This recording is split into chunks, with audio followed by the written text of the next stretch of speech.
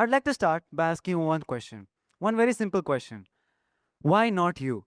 I know it's a really generic one, but then I'm not asking you to answer it either. Just think about the first answer that came into your mind. Because myself, when I answered that question, it wasn't really inspiring. It was a list of reasons why I couldn't. I'm only a teenager. I've never done anything like this. What if I fail? What if people laugh at me? It's funny because none of these answers came from experience. They came from fear. Because you see, fear has a strange way of sounding logical. It tells you that playing safe is responsible, that maybe you should become good enough before you even start anything. And for a long time, I did believe it. Honestly, if you had met me a year before, you wouldn't even have imagined me on a stage like this. And neither would I. Because you see, I wasn't doing anything extraordinary. I was just another student who was trying to figure life out. Another student who wanted to figure out what's mine. People usually believe my story began with a marathon. It didn't. It began much earlier. It began with a type of person who spent more time thinking than doing.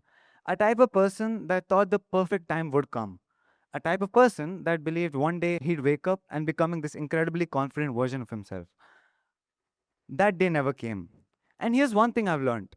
The perfect time never arrives. Clarity doesn't come first. Confidence doesn't arrive first. Sometimes you have to take the decision and everything else follows. Today, I want to tell you how this question changed the way I looked at myself and that changed the way I looked at my life. But before I begin anything, I would like to tell you that who's standing here. My name is Shaurit Tiwari and I'm a grade 11 student studying in NPS ITPL. I'm currently 16 and according to which most of the adults I should be still figuring my life out. And honestly, they're not wrong. I still forget where I keep my earphones. I still forget where I keep my notebooks. But somewhere along the way, somewhere between the school assignments, maths tests, I found something that made me look at myself differently. Running. Not because I loved running at first. I genuinely hated it. The first few runs felt less like an exercise and a more creative way of suffering. But I kept coming back every single day, every morning.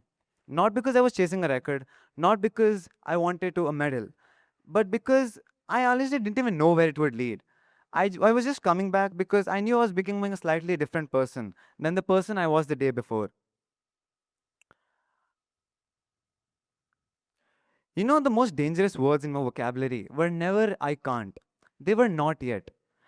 Because not yet sounds reasonable. It sounds like you're preparing for something. It doesn't sound like an excuse at all. But sometimes it's just fear wearing a really good disguise.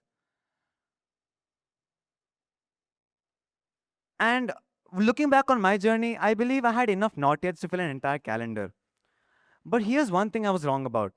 Life doesn't usually send you an invitation which says, okay, now you're ready to go. You can start now. It just keeps moving, and you have to decide whether you're moving with it. That's when an opportunity came into my life, a 50-kilometer marathon. And honestly, my first answer wasn't let's do this. It was I can't and absolutely not. Because I started making calculations. I'm only 16, I have never done anything like this. And that's where the next decision came. Every marathon begins with a decision. You know, when usually people hear my story, they believe one cinematic moment where I wake up, look into the mirror, and say, oh, I'm going to run 50 kilometers today. I wish it was that cinematic. Actually, my first decision had nothing to do with 50 kilometers. It had everything to do with today's morning.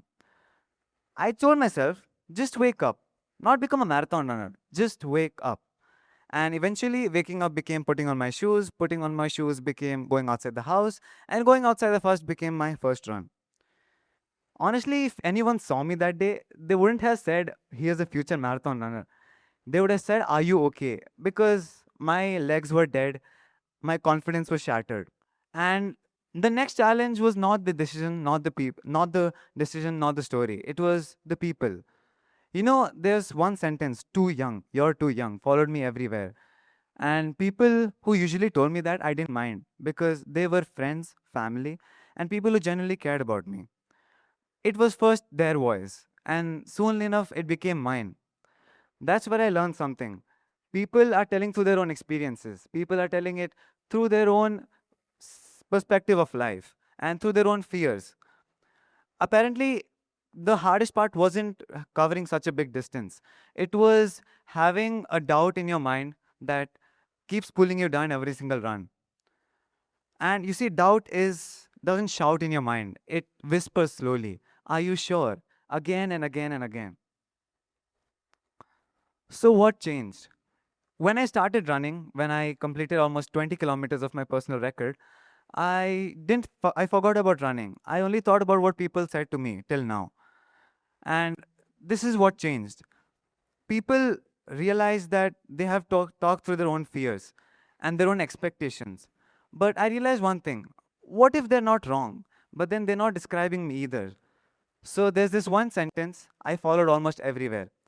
They weren't describing my limits. They were describing their expectations. Five people, it's like asking five people to watch the same sunset and describe it.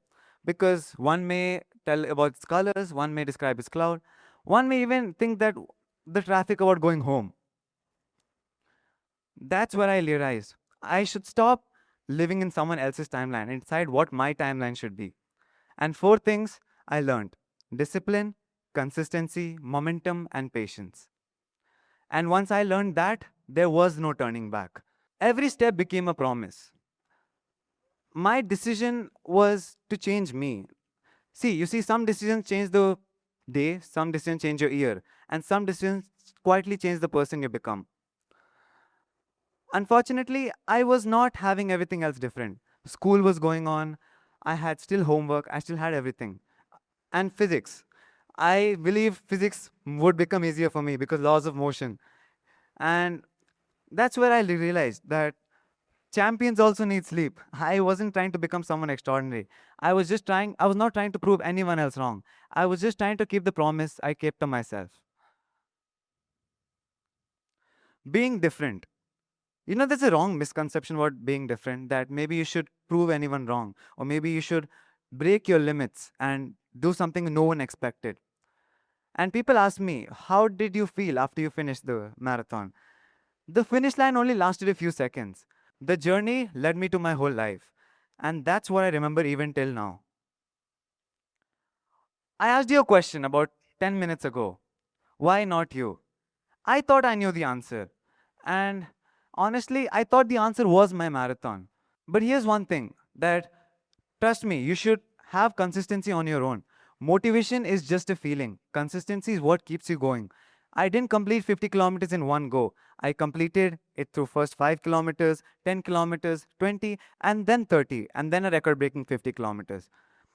The real answer was just one ordinary morning that I stopped saying not yet. And the marathon introduced me to someone I had never met before. The question never changed. The only thing that changed was me.